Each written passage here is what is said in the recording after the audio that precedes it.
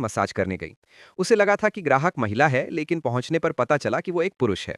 लड़की क्योंकि हमेशा महिलाओं को ही मसाज देती थी, इसलिए जाने की कोशिश करने लगी। लेकिन उस आदमी ने उसका हाथ खींचकर उसे रोका और जोर से उसे बिस्तर पर फेंक दिया। अगली सुबह जब लड़की होश में आई तो डर के मारे तुरंत वहां से चली गई।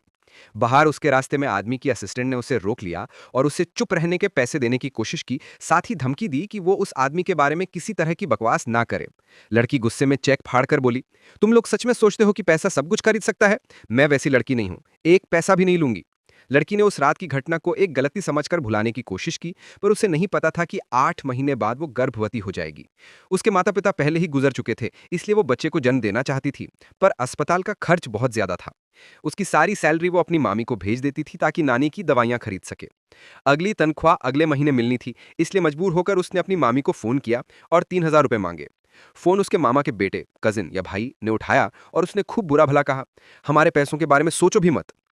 लड़की ने निराश होकर नौकरी छोड़कर गांव जाकर बच्चे को जन्म देने का फैसला किया। उसी समय उस आदमी ने उसे देखा और उसका पेट देखकर समझ गया कि बच्चा शायद उसी का है।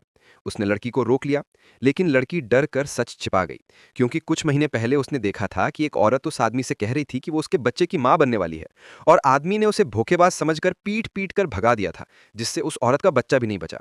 इसलिए लड़की ने झूठ बोल दिया,